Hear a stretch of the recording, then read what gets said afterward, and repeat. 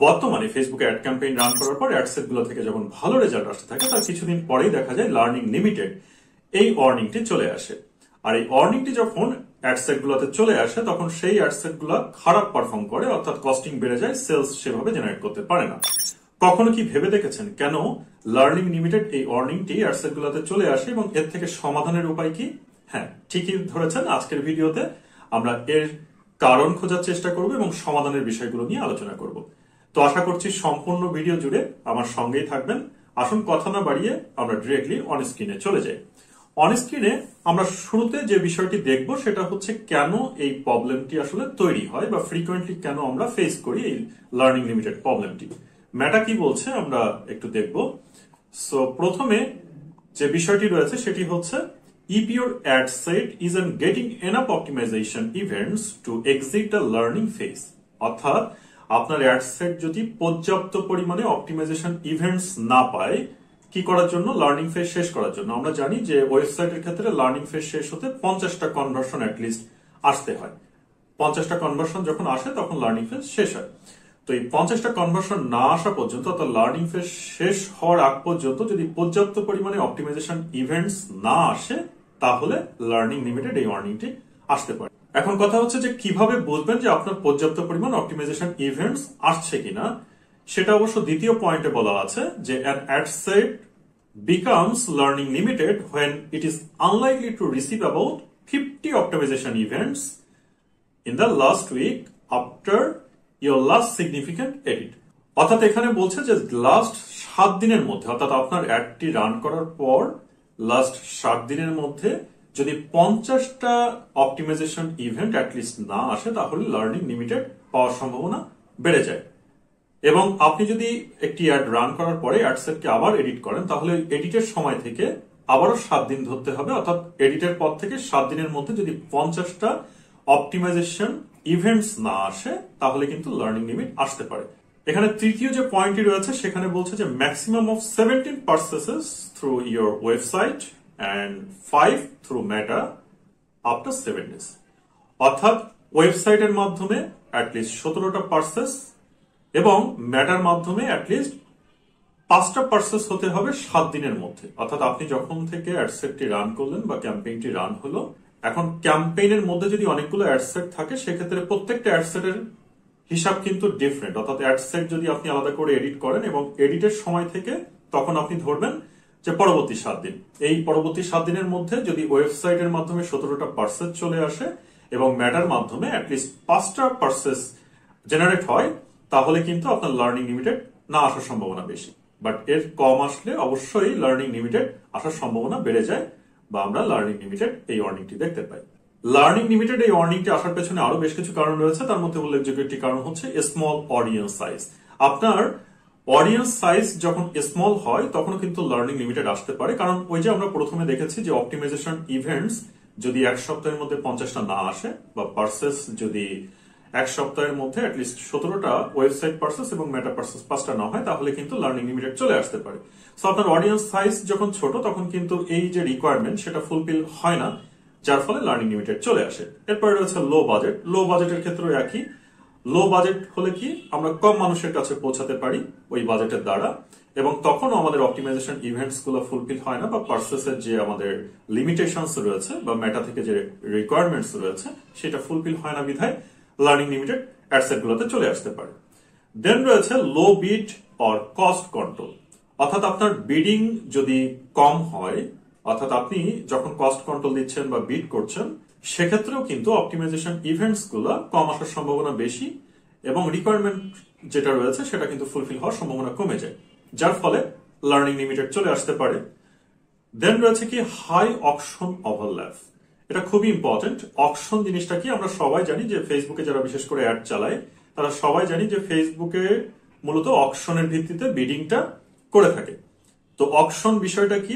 হয়তোবা আমি $2 বাজেট দিলাম, সেম প্রোডাক্ট নিয়ে কাজ করছে আমার কম্পিটিটর, সে কি করলো? সে $3 বাজেট দিল। তাহলে বিডিং এর ক্ষেত্রে কিন্তু সে এগিয়ে আছে।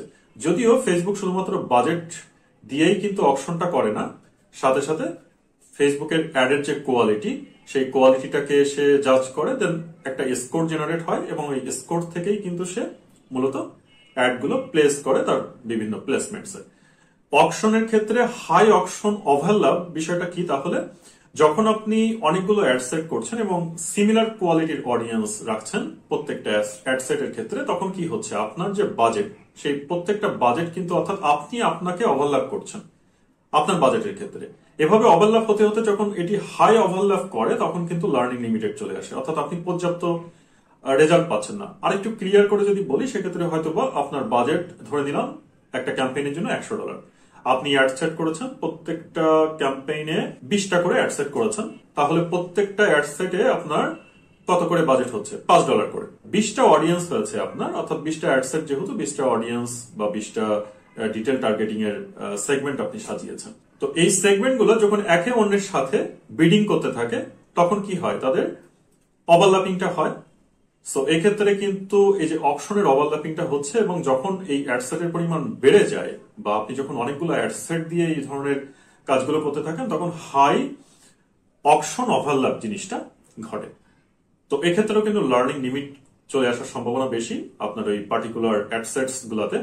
লাস্ট বাট নট লিস্ট যেটি রয়েছে সেটি হচ্ছে an infrequent optimization event or other issues such as running too many ads at the same time, যেটা একটু আগে বলছিলাম যে আপনি একটা ক্যাম্পেইন করেছেন, আন্ডারে হয়তো 100 অ্যাড সেট করেছেন, প্রত্যেকটার বাজেট দিয়েছেন $3, $2 বা $5 করে। তো এত বেশি অ্যাড আপনি রান করছেন, বাজেটের পরিমাণ কম, সো দ্যাট যেটা হচ্ছে যে হাই অকশন ওভারল্যাপ হচ্ছে। এট দ্য সেম টাইম আপনি অডিয়েন্সের পরিমাণ যেহেতু ছোট দিয়েছেন, আপনার অপটিমাইজেশন ইভেন্টস কিন্তু পর্যাপ্ত পাচ্ছে না, বা ম্যাটার রিকোয়ারমেন্ট অনুসারে প্রতি সপ্তাহে যে 17টা সেল আসার কথা, ওয়েবসাইট পার্সেস যেটা আসতে হবে সেটা আসছে না, বা ম্যাটার মাধ্যমে যে 5টা পার্সেস আসতে হবে প্রতি উইকে সেটাও আসছে না, যার ফলে কিন্তু খুব ইজিলি আপনি লার্নিং লিমিটেড এই অর্নিংটা পেয়ে যাচ্ছেন। আমরা কারণটা জানলাম যে কেন আমরা লার্নিং লিমিটেড এই জিনিসগুলো এত ফ্রিকোয়েন্টলি দেখতে পাচ্ছি এখনকার সময়ে অ্যাড রান করতে গিয়ে। আমরা যদি এর থেকে মুক্তির উপায় জানতে চাই সেক্ষেত্রে আমরা স্ক্রিনে দেখতে পাচ্ছি প্রথম যে অপশনটা রয়েছে সেটি হচ্ছে combined ad sets and campaigns. অর্থাৎ আপনি ছোট ছোট বাজেট দিয়ে অনেকগুলো অ্যাড সেট তৈরি না করে আপনি অ্যাড সেট গুলোকে কম্বাইন করে ফেলেন এবং বড় বাজেট দেন, বা ক্যাম্পেইন অনেকগুলো না করে আপনি কম ক্যাম্পেইনের মধ্যে অনেক বেশি পরিমাণ বাজেট দিয়ে আপনি কিন্তু এই সমস্যা থেকে পরিত্রাণ পেতে পারেন। অন স্ক্রিনে আপনারা লার্নিং লিমিটেডে যে সমস্ত কারণগুলো দেখতে পেয়েছেন বা সমাধানে যে সমস্ত বিষয়গুলো নিয়ে আলোচনা করছি সেগুলো কিন্তু মেটা সাজেস্টেড, এখানে কোনো কিছুই আমার ব্যক্তিগত বানানো নয়। সো দ্যাট আপনি যদি এই জিনিসগুলো ফলো করেন তাহলে কিন্তু আপনি ভালো একটা ফল পেতে পারেন এবং লার্নিং লিমিটেডের এই সমস্যা থেকেও কিন্তু বের হয়ে আসতে পারেন। সেকেন্ড পয়েন্টে কি বলছে দেখুন, এক্সপ্যান্ড ইউর অডিয়েন্স। আপনার অডিয়েন্স সাইজ যদি খুব ছোট থাকে, আগেই বলেছি, সেক্ষেত্রে অপটিমাইজেশন ইভেন্টস পর্যাপ্ত পাবে না, বা ম্যাটার যে রুলস সেই অনুসারে পার্সেসটাও পাবে না। সো দ্যাট আপনাকে কি করতে হবে, আপনার অডিয়েন্সকে এক্সপ্যান্ড করতে হবে যাতে করে মেটা এআই খুব সহজেই অপটিমাইজেশন ইভেন্টসও যেমন নিয়ে আসতে পারে, আপনার কাঙ্ক্ষিত ওই প্রোডাক্ট বা সার্ভিসের জন্য কাস্টমারকেও খুঁজে বের করতে পারে। দেন তৃতীয় যে পয়েন্টটি রয়েছে সেটি হচ্ছে রেইজ ইউর বাজেট। বাজেটের ক্ষেত্রে ছোট ছোট ভাগ করে অনেকগুলো বাজেট বিভিন্ন অ্যাডসেটে না দেওয়ার চেয়ে অ্যাডসেট কমিয়ে এনে বাজেটের পরিমাণ বাড়ালে মেটা সাধারণত ভালো পারফর্ম করে, এবং লার্নিং লিমিটেড এই যে অর্নিংটা সেটা আসার আশঙ্কাও কমে যায় বা সম্ভাবনাও কমে যায়। এরপরে রয়েছে raise your bid or cost control. যেখানে আপনি স্মল বাজেট দেন, সাধারণত বিট কন্ট্রোলের ক্ষেত্রে বা কস্টের কন্ট্রোলের ক্ষেত্রে গিয়ে স্মল বাজেট দেওয়া হয়, কিন্তু এখানে যদি একটু বেশি বাজেট দেওয়া হয় তাহলে মেটা খুব সহজে অপটিমাইজেশন ইভেন্টস গুলোকে নিয়ে আসতে পারে এবং মেটার যে টার্গেট রয়েছে সেখানেও কিন্তু সে পৌঁছাতে পারে। লার্নিং লিমিটেড আসার সম্ভাবনা কমে যায়। লাস্ট বাট নট লিস্ট এখানে বলছে change your optimization event. Optimization event এই বিষয়টা কি আমি যদি আপনাদেরকে একটু অন স্ক্রিনে দেখাই, অন স্ক্রিনে আপনারা দেখতে পাচ্ছেন ইভেন্ট ব্রেকডাউন।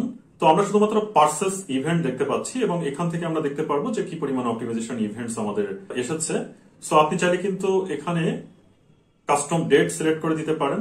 সো আমি এখানে টুডে সিলেক্ট করে দিচ্ছি। আমরা দেখতে পাচ্ছি আজকের দিনে আমরা কতটা অপটিমাইজেশন ইভেন্টস পেয়েছি। এছাড়া এখানে বাম দিকে রয়েছে ইভেন্ট সোর্স। আপনি ইভেন্ট সোর্সটাকেও এখান থেকে দেখে নিতে পারবেন। এখানে আরো বেশ কিছু অপশন রয়েছে, আমি প্রত্যেকটা ডিটেল বলছি না, বাট আপনি এখান থেকে কিন্তু আপনার অপটিমাইজেশন ইভেন্টস গুলোকে চেক করতে পারবেন যে আসলে প্রপারলি আপনার যে টার্গেট সেই অনুযায়ী অপটিমাইজেশন ইভেন্টস গুলো এখানে আসছে কিনা। এখানে লাস্টে বলছে যে change your optimization event. So আমরা অন স্ক্রিনে শুধুমাত্র পার্সেস ইভেন্টটাকে দেখেছি, আরো কিন্তু অনেক ইভেন্ট আমাদের রয়েছে। তো সেগুলোকে যদি আমরা পরিবর্তন করি তাহলে কিন্তু অপটিমাইজেশন ইভেন্টস আরো বেশি আসার সম্ভাবনা বেড়ে যায়। সেটা কিভাবে? আমাদের অনেকগুলো ইভেন্টের মধ্যে রয়েছে কি view content, add to cart, initiate checkout, then না পার্সেস। সো এই যে প্রাইমারি আরো কিছু ইভেন্ট রয়েছে, এই ইভেন্টগুলোকে যদি আমরা ফায়ার করাতে পারি, লাইক আমরা হয়তো অ্যাড চালালাম আমাদের ল্যান্ডিং পেজ ভিউ করানোর জন্য, যেটা ফানেল মার্কেটিং বলা হয়। তো এভাবে মার্কেটিং করলে কিন্তু অপটিমাইজেশন ইভেন্টস গুলা আরো বাড়তে পারে। এই সমস্ত ইভেন্টস যারা অলরেডি ফায়ার করেছে, অর্থাৎ অলরেডি আপনার ওয়েবসাইটে যারা ভিজিট করেছে, আপনি যদি পরবর্তীতে তাদেরকে আবার রিটার্গেট করেন তাহলে তাদের থেকে পার্সেস পাওয়ার সম্ভাবনা কিন্তু বেড়ে যায়।